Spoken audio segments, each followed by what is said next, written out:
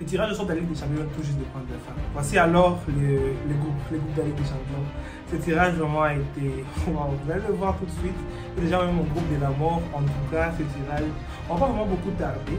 On va aller alors directement, vraiment très rapidement. Alors, on commence d'abord par le groupe A. Le groupe A, que vous voyez très bien ici à l'écran, le groupe A, c'est celui du Bayern Munich, Manchester United, Copenhague et Galatasaray. Un groupe que... Mes réactions en quelque sorte. C'est d'abord un très bon groupe en tout cas. Le Bayern Munich, Manchester United, ouais, Manu qui vont affronter les ogres bavarois. C'est pas facile en tout cas. Copenhague, on n'en sait toujours trop rien. Cette équipe, ils se bataillent aussi en Ligue des Champions, mais quand même une équipe qui m'intéresse aussi. Et c'est un outsider, il faut vraiment faire très attention, c'est Galatasaray. Galatasaray avec les Mertens, les Algerino, tous ceux-là, les Bakambu, les Icardi, c'est une équipe dont il ne faut pas vraiment faire volte-face. Parce que Manchester United pense que ça sera peut-être facile contre Copenhague, oui, mais contre Galatasaray, il faudra se battre. Et quand tu t'imagines que tu dois aller là-bas, en Turquie, waouh, ça sera quelque chose vraiment de très dur, ça ne sera pas vraiment facile. Le Bayern Munich, que je pense en tout cas, si je donne mon pronostic pour ce groupe, je pense que ça sera Bayern Manchester United. Mais il faut faire attention. Avec Galatasaray, une surprise. Voir Galatasaray enlever Manchester United ou même voler des points au Bayern Munich, ils en sont capables. Et je vous l'ai dit franchement, c'est une équipe que vraiment, il faut vraiment faire très attention. Et puis, on passe directement au groupe B. Le groupe B, en tout cas, c'est Séville, Arsenal, PSV Eindhoven, Lens. Arsenal qui retrouve alors la Ligue des Champions après maintenant 6 ans. Après 6 ans, Arsenal qui retrouve la Ligue des Champions. On les attend vraiment de pied ferme. Parce qu'ils vont faire face quand même aux champions de l'Europa League en titre. PSV Eindhoven qui est aussi une équipe très bonne. On sait toujours là-bas chez eux, aux Pays-Bas, Netherlands, ils sont toujours très bons. Et Lens, une équipe qui quand même s'est bien débrouillée l'année passée en Ligue 1, oui, avec les PSG et tout là-bas. Lens, ils sont quand même là. C'est-à-dire un groupe assez facile, je pense, pour quelqu'un qui rentre. Imagine, il fallait pas quand même qu'Arsenal tombe sur le Bayern ou même sur d'autres équipes très fortes. Mais quand même, là, Séville, je pense qu'ils vont essayer de se gérer contre PSV. Mais c'est un groupe très bon. C'est un groupe où on sent de la technicité ici. On sent Séville, c'est pas mal. PSV, Lens. Vraiment, ça sera un truc bien à suivre. Le groupe E, quand même, ouais, ça va. Ça va vraiment être un groupe que j'aime bien en tout cas.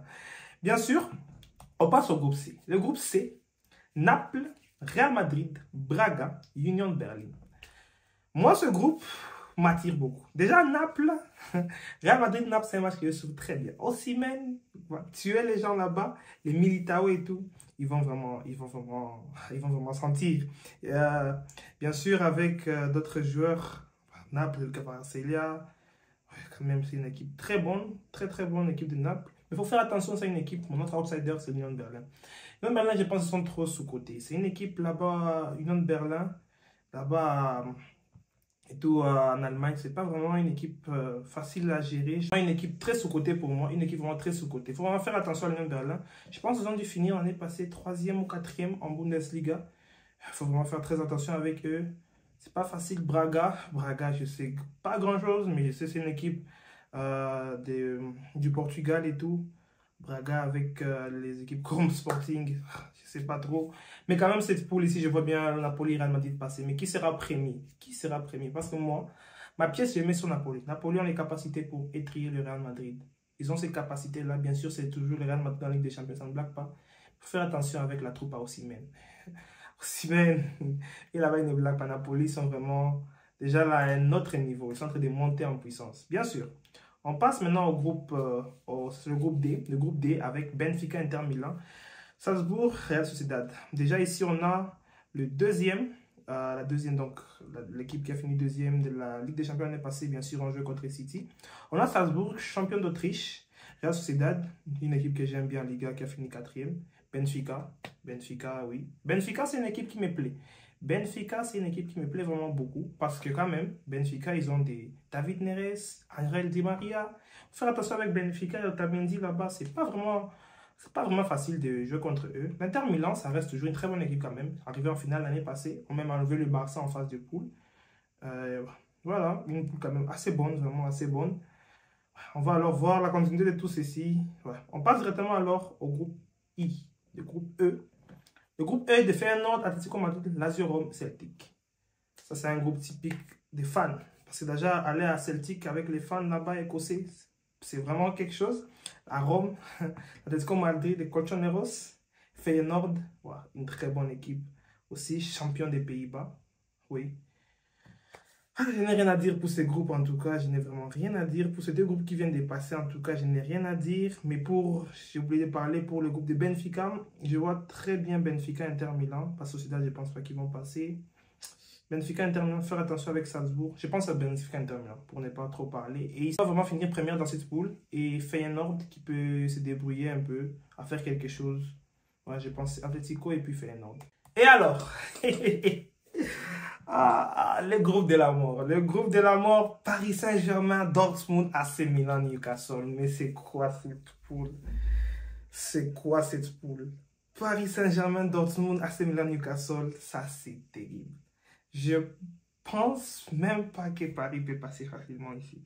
Parce qu'imagine, vous partez dans les murs jaunes, après vous partez à San Siro, après vous partez à Newcastle avec leur pétrodollars là. Oh là là, oh là là.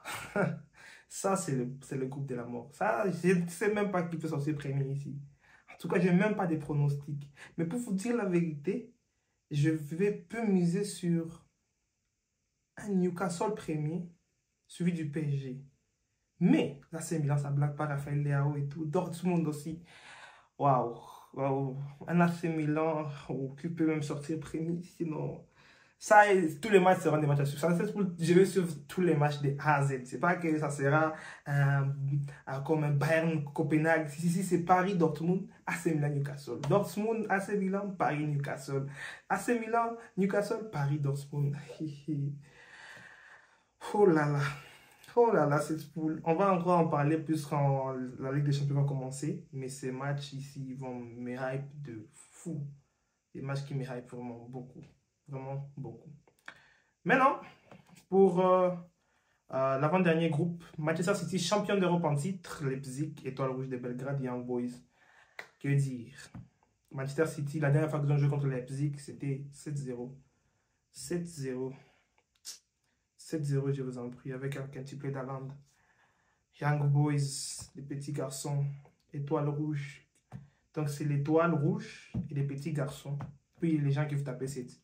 Man City vont finir ici avec le 9 sur 9, sauf surprise, mais il n'y a rien à dire dans cette poule. Vraiment rien à dire. Man City vont se balader des petits garçons à l'étoile, puis aller à des gens des Red Bull. Imagine petits garçons étoiles et puis les gens des Red Bull. Mais quand même, ça sera vraiment très intéressant. Et puis pour finaliser, le groupe du FC Barcelone, mes chouchous. Le FC Barcelone qui va rencontrer Porto, Shakhtar Donetsk et Antwerp. Ça aussi, c'est un groupe très facile pour le FC Barcelone. Si le Barça ne passe pas dans cette poule, c'est le scandale absolu. Le FC Barcelone qui doit quand même se gérer, ils doivent quand même se gérer. Passer là, c'est obligatoire en tout cas. On joue contre Porto. Voilà, Porto, ils vont rencontrer Nico. Nico, je pense qu'il est à Porto. Shakhtar Donetsk, c'est l'équipe contre laquelle le Real Madrid joue souvent. Mais un voyage très long, aller là-bas en Ukraine et tout. Espérons que Poutine ne va pas les bombarder. Antwerp. Je twerk pas, je dis rien, je ne sais pas. Je ne sais pas. En tout cas, ici, je vois Barça-Porto. Barça-Porto, bien Barça-Shakhtar. Oui, Barça-Shakhtar ou Barça-Porto. Puis ils ont juste leur numéro 9, la Taremi, qui me fait souvent la trouille. Mais ça, c'est totalement jouable pour le Barça. Une boule très bonne. Mais alors, c'est un peu ça, la finalité de tout ceci. La finalité de tirage de la Ligue des Champions. Très bon tirage, comme vous le voyez très bien là. Ouais, je m'intéresse beaucoup. Les groupes dont je vais suivre à la loupe, ça sera bien sûr le groupe F, le groupe H. Sans oublier aussi suivre l'ascension d'Arsenal. Et aussi comment est-ce que le Bayern va gérer les autres équipes là-bas, s'il va mettre à tout le monde des 10 buts. Mais bon, c'est un peu ça. J'espère que vous avez vraiment aimé la vidéo. On se retrouve prochainement pour les prochaines vidéos. C'était un débrief. Et alors, ciao la famille.